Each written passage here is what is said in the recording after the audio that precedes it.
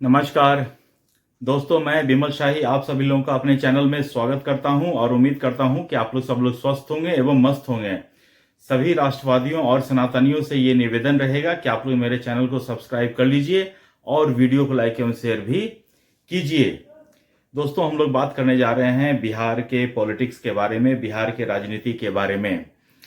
दोस्तों, अभी अभी बिहार का विधानसभा का चुनाव संपन्न हुआ है और इसमें एनडीए को भारी सफलता मिली है। टोटल 202 सीटें ये लोग जीते हैं और नीतीश कुमार के नेतृत्व में बिहार में सरकार का भी गठन हो गया है।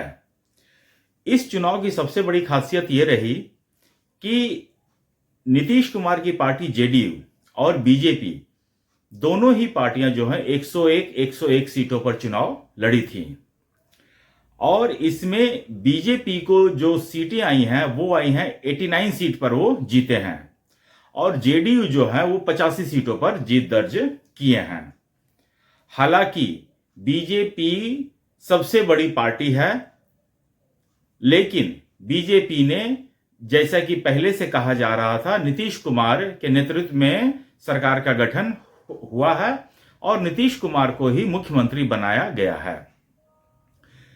इसके चलते नीतीश कुमार ने अपना जो महत्वपूर्ण विभाग, गृह विभाग जो होता है, गृह मंत्रालय जो होता है, वो जो 20 सालों से नीतीश कुमार के पास रहता था वो उन्होंने बीजेपी को दे दिया है और सम्राट चौधरी जो हैं, बीजेपी के नेता हैं, उन्हें गृह मंत्री का पद मिला है। अब जो है नीतीश कुमार ये कोशिश में लगे हुए हैं कि किसी तरह उनकी पार्टी जो है बिहार विधानसभा में सबसे बड़ी पार्टी बन जाए। अब इसके लिए अचानक तो रातों रात उनके विधायक पैदा हो नहीं सकते हैं, जितने हैं उतने ही रहेंगे।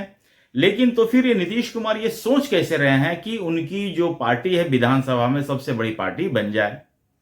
तो इसके लिए नीतीश कुमार ने एक ऑपरेशन चलाया है, ऑपरेशन तीर। इस ऑपरेशन, अब तक तो ये कहा जाता था कि बीजेपी जो है ऑपरेशन लोटस चलाया करती थी, दूसरे दल के विधायकों को अपने दल में शामिल करने के लिए उनका ये ऑपरेशन चलता है। और बीजेपी का जो ये ऑपरेशन चलता है, इससे बड़ी बड़ी सरकारें इधर सुधर हो जाती हैं। महाराष्ट्र देख लीजिए, पिछले बार का मध्य प्रदेश का देख लीजिए, और भी अनेक जगहों में ऐसा होता है कि दूसरे दल के जो विधायक हैं उनको अपने पाले में करना या फिर उनसे इस्तीफा दिलवाना, ये सारे काम बीजेपी करते रहती थी। लेकिन इस बार बिहार में ये काम है जेडीयू कर रही है, ऑपरेशन तीर चलाकर। तो इसमें दो पार्टियों के ऊपर उनका मेन रूप से फोकस है। एक है कांग्रेस पार्टी जिनके 6 विधायक हैं और दूसरे हैं एआईएम, ओवैसी साहब की पार्टी, जिनके पास 5 विधायक हैं।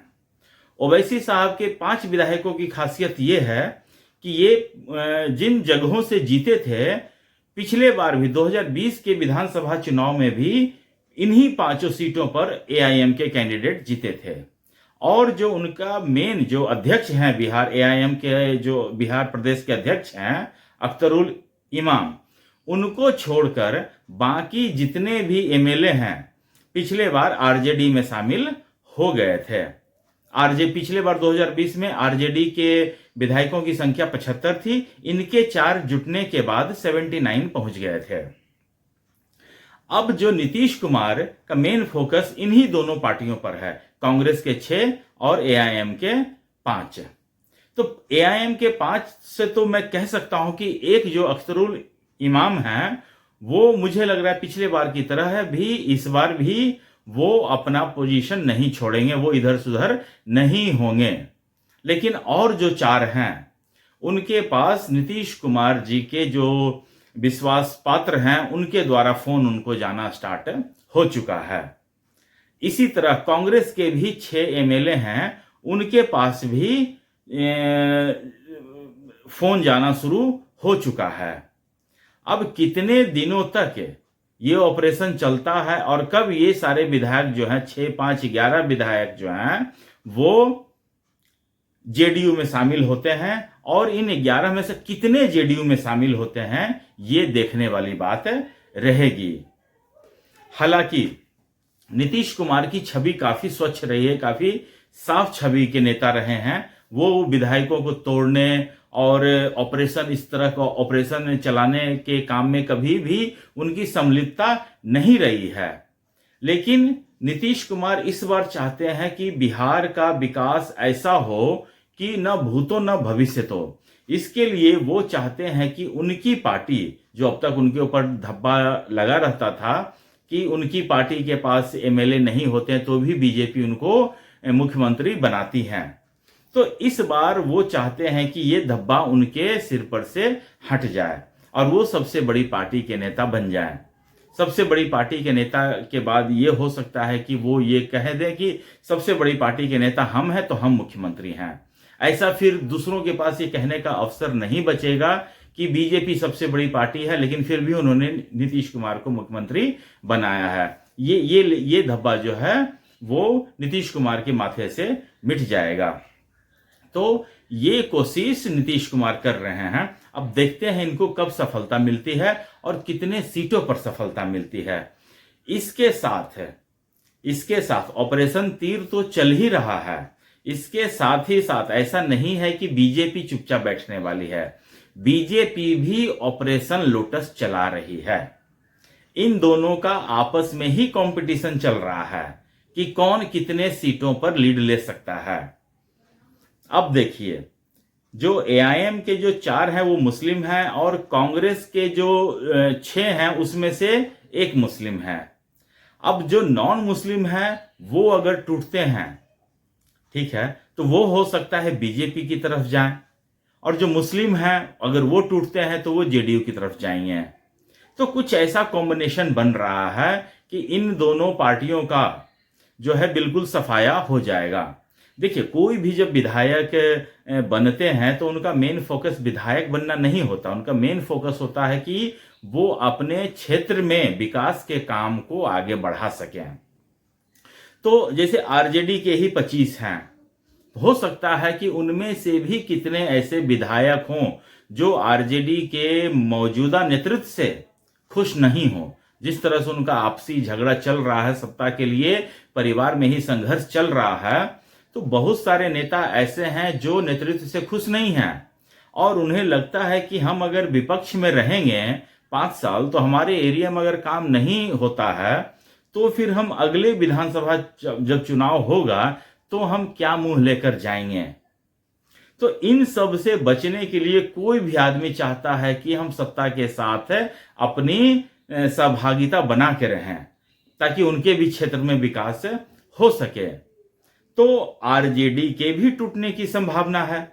आरजेडी में भी बहुत सारे ऐसे नेता हैं जो ये चाह रहे हैं कि उन्हें कोई संपर्क करे तो वो संपर्क सूत्र के साथ बंधकर सत्ता पक्ष की तरफ चले आए, चाहे बीजेपी में आ जाए चाहे वो जेडीयू में आ जाए। तो बीजेपी का भी ऑपरेशन लोटस चल रहा है और जेडीयू का ऑपरेशन तीर चल रहा है। अब जब लोटस और तीर का ये जो डेडली कॉम्बिनेशन है ये अगर चलेगा तो मुझे नहीं लगता है कि आरजेडी के हो या कांग्रेस के हो या जो अन्य विधायक हैं वो अपनी अपनी पार्टियों में ज्यादा दिन तक टिक पाएंगे। मुझे लगता है कि सत्ता की सहभागिता में ही उनका भी भला है। अगर वो सत्ता की सहभागिता में रहेंगे, सत्ता के संरक्षण में रहेंगे तो अपने क्षेत्र में विकास का काम कर पाएंगे और ये सब जो है इन सब चीजों से दूर हट पाएंगे। हमेशा सत्ता से टकराव की स्थिति ठीक नहीं है। सत्ता से टकराव, तेजस्वी यादव हैं, वो लालू यादव के बेटे हैं, तो वो अगर 5 साल बाद अगर उन्होंने राघोपुर से वो चुनाव जीते हैं, राघोपुर में विकास के नाम पर 0 है, लेकिन वो जब चाहे राघोपुर से विधानसभा जीत सकते हैं। लेकिन अन्य जो लोग हैं वो किसी के बेटे नहीं है, किसी बड़े नेता के बेटे नहीं हैं। तो जब तक वो विकास का काम नहीं करेंगे अपने अपने रिस्पेक्टिव क्षेत्रों में तो उनका नेक्स्ट टाइम जीत कराना बड़ा मुश्किल हो जाएगा। तो इसीलिए वो लोग भी सोचेंगे कि हम सत्ता के साथ रहें ताकि हम बार बार इलेक्शन जीतें। तो ये पूरा जो है राजनीतिक समीकरण बैठ रहा और बिठाया जा रहा है और बिहार में अभी बहुत बड़ा खेला होना बाकी है। एक खेला तो हो चुका है, सरकार बन चुका है, भारी बहुमत के साथ है, लेकिन मुझे लगता है कि नीतीश कुमार और बीजेपी अभी अपनी जो टैली है 202 इससे बढ़ाकर 220 तक लेके जाना चाहते हैं। अब देखिए इसमें कितना सफलता मिलता है वो आने वाला वक्त बताएगा, लेकिन एक बात मैं कह रहा हूं, फोन जाने शुरू हो चुके हैं, ऑपरेशन लोटस शुरू हो चुका है, ऑपरेशन तीर भी शुरू हो चुका है। तो दोस्तों मुझे आज के लिए इतना ही अपडेट है देना था। आप लोग अपना ख्याल रखिए, स्वस्थ रहिए, मस्त रहिए, तब तक के लिए नमस्कार, बाय।